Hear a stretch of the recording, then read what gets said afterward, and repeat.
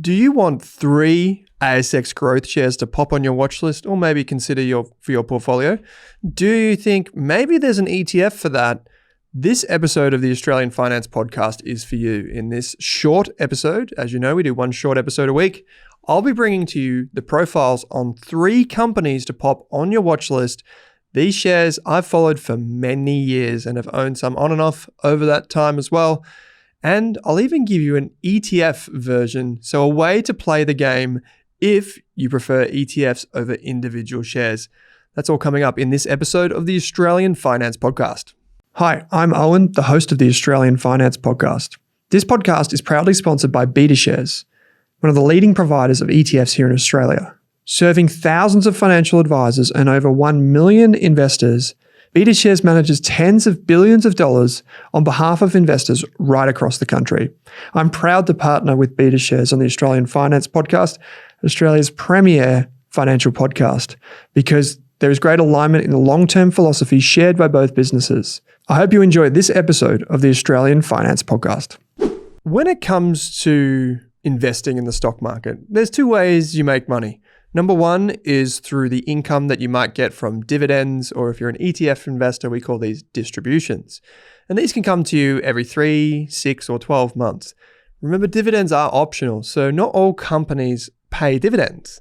And even if they do, maybe they don't pay it every year. So why then do investors own shares? The simple answer is that we want growth. So growth makes up a major part of the stock market's return. And if you're buying a company that doesn't pay a dividend, it's kind of the only thing that you can expect to get. What's interesting, and I've talked about this on the podcast before, that in my mind, if I assume that maybe the stock market on average returns 10%, of that 10%, I think around 4% comes from dividends and around 6% comes from growth. 4 plus 6 equals 10. But when it comes to the types of companies that I personally want to own, I'm not really interested in much in the way of dividends.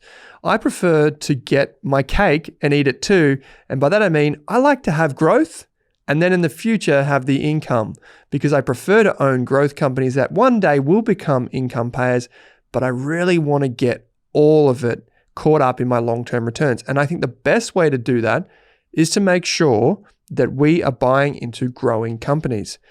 After all, your dividends don't grow to infinity, but your profits can definitely go up over the time and then lead to even bigger and bigger dividends. Put another way, let's say, for example, you have a 10-year investment horizon. You want to invest in some shares for, a very long time. Normally, if you're a dividend investor, you might see your dividend go up a little bit over time. But imagine if you pick a good company that keeps growing over 10 years. That is kind of like the sweet spot for me. I want those companies that keep growing through time. And you might be familiar with our process for identifying the types of companies. And I've got a list here in front of me. Number 1, I like companies that have a strong and durable competitive advantage. I like businesses that have some products or services that are hard to replicate or keep competitors at bay. Number 2, I like to have the founder involved, the family involved, or a management team that owns lots of shares. Why? Because it makes sense to me that if I was going to invest in one of these companies, that the people that run it should probably own some shares too. They must, be aligned with my long-term interests. Number 3 is I like to invest in companies that I can understand. As someone that has somewhat of a background in technology and finance, I tend to gravitate to companies that tend to be in those industries or tend to be at least using technology in a really powerful way. Number 4, I like to invest in industries that are really growing fast. And I know this kind of sounds like, well, you can't just have all the growth and nothing else. I like to have steady, consistent long-term growth in an industry. A good example of this is quite a few years ago, I bought shares of Google and I held them for quite some time. I didn't buy shares of newspaper companies. Why? Because everyone used Google search and it was becoming way more popular to get your news, to get your information online rather than in a newspaper. And now there are new trends emerging that are equally exciting. So I try to put my chips into the industries that have those long-term tailwinds. Number 5, I must admit, this has grown a little bit thin on me over time, but I used to spend a lot of time thinking about valuations. I still do think about the valuations of companies, but if you're investing for 5 or 10 years, it's way more important to get the company right rather than the valuation right. I think of valuation as kind of like the Hubble telescope. If it's staring off into space and you get one thing wrong, you can get a drastically different answer. One person once told me that the most famous valuation technique is called a discounted cash flow analysis. He described it as the Hubble telescope. Change one little input and you're looking in a different galaxy. I don't like the sounds of that in my investing anymore. Because I use a core and satellite approach, I've got my ETFs in my core, I'm willing to aim for long-term growth in those shares and pay a little bit less attention to the actual valuations. Okay, so I'm going to talk about these 3 companies now. And as I do, I want you to keep in mind that, investing can be risky. So when you buy individual shares or ETFs or anything, expect that they're going to go up and down. And through time, it can be pretty scary sometimes to own companies or individual shares, particularly the types of businesses I'm about to tell you.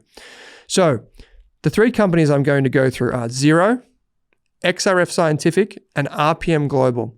That's Xero, which trades under the ASX ticker symbol XRO, XRF Scientific, which trades under the ticker symbol XRF, and don't get confused with this last one, RPM Global, but it trades under the ticker symbol RUL. I say that because there is another company that trades under RPM. So remember, I'm talking about RUL. Okay, let's take them one by one. The easiest one to understand by far is Xero.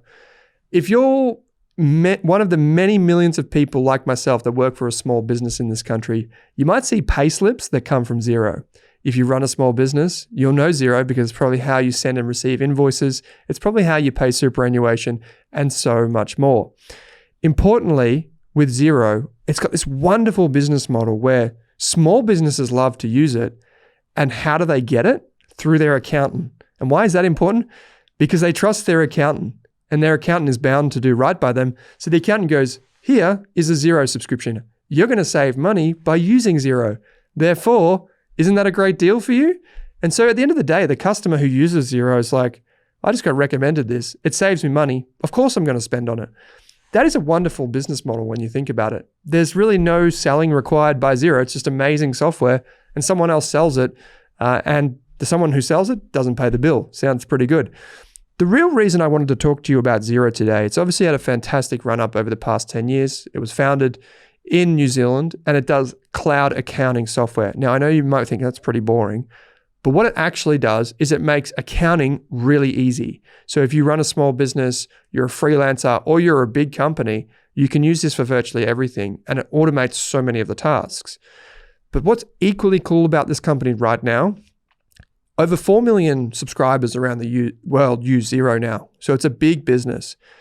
But importantly, with many software businesses, what happens is when you start using the software, you typically get it cheap because it's easy to use and there's cool, but it's like limited functionality.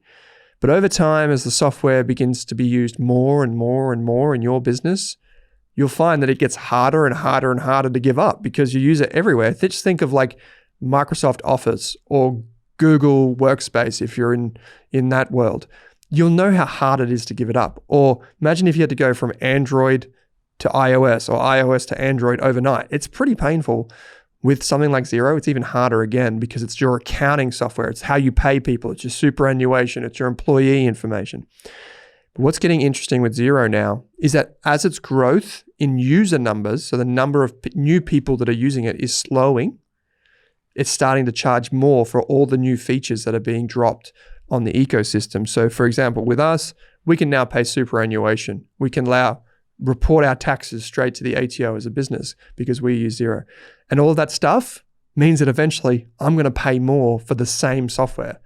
So if you think about 4 million subscribers, even if they only paid $1 extra a month, that's $4 million extra every month for Xero, multiplied by 12 months. That's a lot of dollars. And at the end of the day, the software didn't really change. So that's the power of having a beautiful software business just like Xero. So Xero is an expensive share if you looked at all traditional valuation metrics. It's very volatile, it goes up and down, swings with the economy, but overall a very powerful business. I don't hold it directly anymore. I sold my shares a few years ago, but I do own it thanks to my ownership of the ATEC ETF, the BetaShares Australian Technology ETF, ATEC is the ticker symbol, that has a bunch of different technology companies in there, and Xero is one of the largest. Number 2 is XRF Scientific. This is a very small company and I would say much more risky. I don't say risky from the perspective of it's a risky business, it's unproven, it's been around for a very long time. It's just people don't really understand what it does. XRF Scientific, let me just break this down. XRF stands for X-ray fluoroscopy. It's pretty easy to say XRF. Let's just go with that. This is a small business, and what it does is it actually creates machines that look like microwaves. So if you're thinking in your head, picturing something, it looks like a microwave, and then it sells stuff that goes inside that microwave. So think of like the dish that's inside your microwave that spins around and around and around. But you're probably thinking, well, they're not just selling microwaves, are they? And they're not. So what these machines do is heat chemicals and powders to insanely high temperatures to then test the mineral samples that go in those dishes inside this microwave looking thing. So they make money from the machine that gets sold, but also all of the things that go in. They call it a crucible, which is kind of like a dish that goes inside this giant microwave. And then there's other stuff like chemicals that have to be mixed into the laboratory environment before going into the microwave. What's increasingly important for XRF is through time, more of its money is coming from what they call consumables, the stuff that gets burnt inside the microwave. And that's important because then it means that they don't need to go and constantly find new customers. Every time a customer uses their product, they're just getting more and more and more. It's kind of like a subscription, except it doesn't have a subscription. It's just that they know more people are going to be using it. So it's a really interesting small business. Now, it's important to understand that XRF can be quite volatile on the share price. Really good management team. They own lots of shares, but that means that there's not that many shares available. So take your time with this one. Just put it on your watch list. Obviously, learn more about it. Don't invest solely on what you hear in this podcast. Number 3 is RPM Global. I've talked about this for so many years. RPM Global is a combination of the first 2 companies. RPM Global, which goes under the ticker symbol RUL, is a business that combines mining with software. So XRF tests mining samples, Xero does software. This is a combination of the two. So this business creates software for mining projects and mining customers. Think like Rio Tinto, BHP, South 32, these types of massive mining companies. They use RPM Global software to do things like schedule mining, delays and projects, to track how often does that truck get driven around the mine site. Does it need maintenance at a certain point in time? How do I optimize its route? What about the testing? Do we need to do something there? What about if we've got this project, should we be pricing this other thing in a different way? It just answers all of those questions where good amounts of data and interconnectedness can come together. What happened with this business, which is fascinating, and the reason why I got excited about it, was in about 2012, 2013, there was a new CEO that came on board named Richard Matthews. He came from a software-only background, and he saw this business that was a little bit of software, but a lot of other stuff. And he thought, that software's kind of cool. Let's do more of that.